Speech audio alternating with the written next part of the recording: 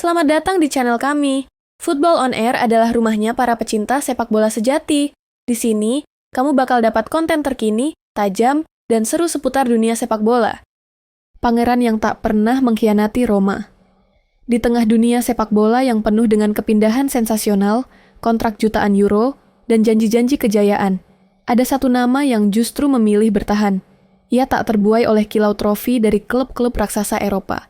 Ia tak tergoda oleh gemerlap Real Madrid, tak tunduk oleh rayuan Manchester United, dan tak pernah menjual jiwanya demi kejayaan pribadi. Namanya Francesco Totti. Lahir di Roma, besar di Roma, dan hidup untuk Roma. Ia bukan hanya seorang pemain, ia adalah simbol, ia adalah mimpi yang hidup. Ia adalah l'anima di Roma, jiwa dari kota abadi itu. Masa kecil di kota abadi. Totti lahir pada tanggal 27 September 1976 di Porta Metronia, sebuah distrik di jantung kota Roma. Sejak kecil, ia sudah menunjukkan kecintaan terhadap bola. Di usia 7 tahun, dia bergabung dengan klub Junior Fortitudo, lalu ludus, dan akhirnya ke Akademi Junior Roma. Bagi banyak anak kecil, mengenakan jersey klub besar adalah impian. Tapi bagi Totti, mimpi itu adalah membela klub kotanya sendiri. Bukan untuk sekadar bermain, tapi untuk menjadi legenda di tempat dia lahir dan dibesarkan. Lahirnya seorang ikon. Pada tanggal 28 Maret 1993, di usia 16 tahun, Francesco Totti melakukan debutnya untuk AS Roma melawan Brescia. Sejak saat itu, semua berubah.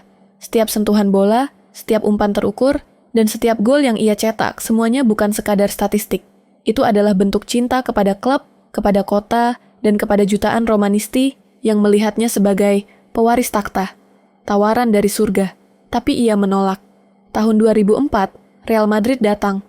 Bukan hanya datang, mereka menawarkan segalanya. Tim Galacticos, berisi Zidane, Ronaldo, Beckham, Figo, menginginkan Totti menjadi bagian dari sejarah besar mereka. Sebuah tawaran yang sangat sulit ditolak. Tapi apa jawab Totti? Saya tidak bisa mengkhianati Roma. Ini lebih dari sekadar klub, ini adalah hidup saya. Sebuah keputusan yang membuat dunia sepak bola terdiam.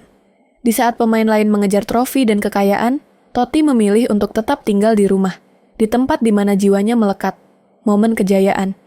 Musim 2000-2001 menjadi saksi kejayaan terbesar Totti. Dipimpin oleh pelatih Fabio Capello dan didukung Gabriel Batistuta dan Vincenzo Montella, Totti membawa AS Roma menjuarai Serie A setelah penantian panjang selama 18 tahun. Kota Roma meledak dalam pesta, tapi satu hal tak berubah. Totti tetap rendah hati, tetap manusia. Roma biasa yang mencintai klubnya. Loyalitas yang tak tergoyahkan. Selama lebih dari 2 dekade, Totti menolak untuk pergi.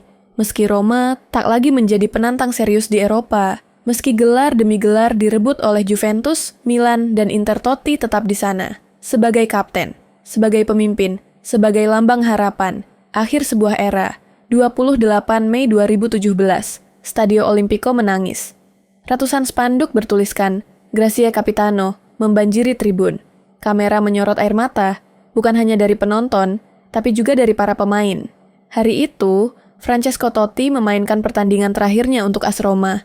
Sekarang saya takut mematikan lampu dan membuka mata besok tanpa mengenakan jersey ini lagi. Ucapnya dalam pidato perpisahan yang membuat seluruh stadion terdiam. Lebih dari sekadar legenda. Francesco Totti bukan pemain dengan koleksi Ballon d'Or. Dia bukan pemain dengan puluhan trofi Liga Champions. Tapi ia punya sesuatu yang jauh lebih langka di era sepak bola modern. Kesetiaan.